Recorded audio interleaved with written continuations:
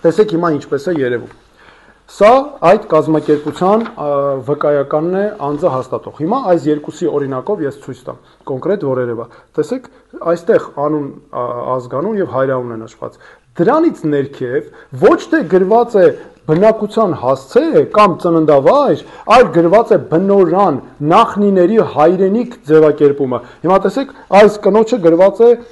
Ալավերդի այրում համայնք։ Այս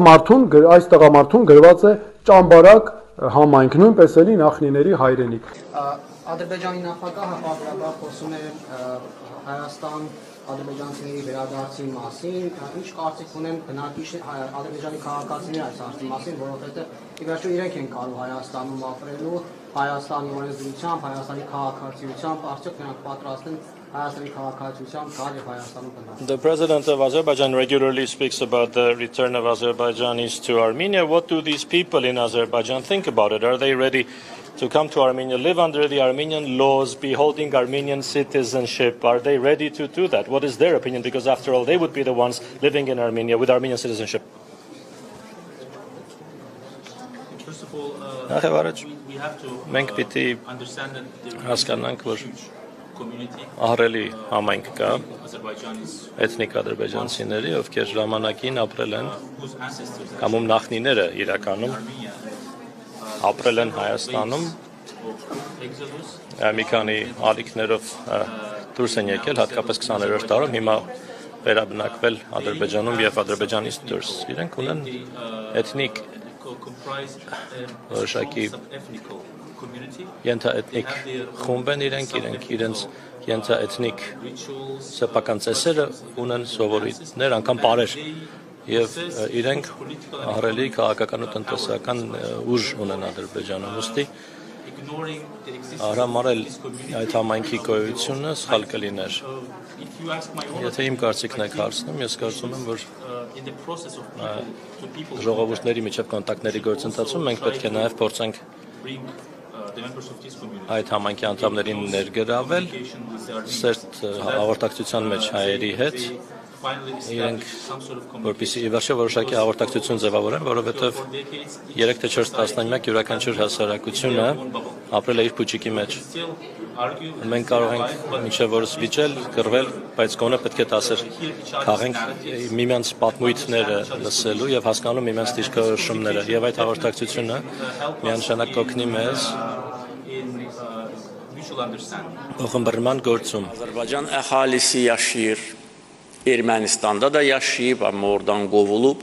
amma əminəm ki, yenə də yaşayacaq. Ադրբեջանցի ժողովուրդը նաև ապրել է Հայաստանում, բայց վտարվել է այնտեղից։ Այնուամենայնիվ վստահ եմ, որ կրկին կապրի այնտեղ, քանի որ մենք տեսնում ենք, որ այսօր բոլոր հարևան երկրներում մեր սահմաններից այն կողմ ադրբեջանական բնակչությունը ապրում է իր նախնիների պատմական հողերում։ Ona görə Azərbaycanlıların indiki Ermənistana qayıtması Ermənistan xalqını və dövlətini qorxutmamalı։ Հետևաբար ադրբեջանցիների վերադարձը ներկա Հայաստան չպետք է վախեցնի հայ ժողովրդին կամ հայկական պետությանը։ Onlarımıza qayıtmalıyıq, tanklarla yox,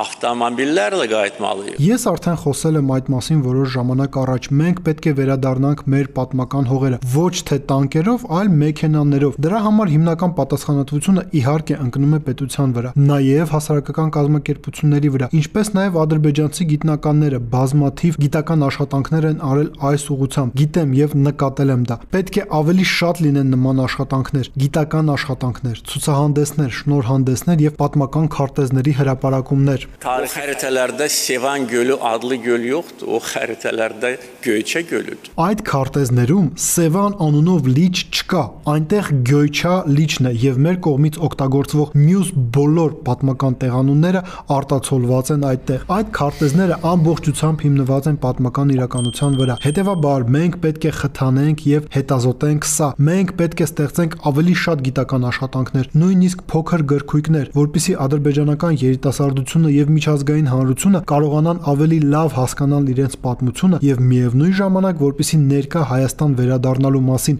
մեր հայտարարությունները հնչեն բացարձակապես տրամաբանական եւ արդարացի։ Այս խաղաղությունը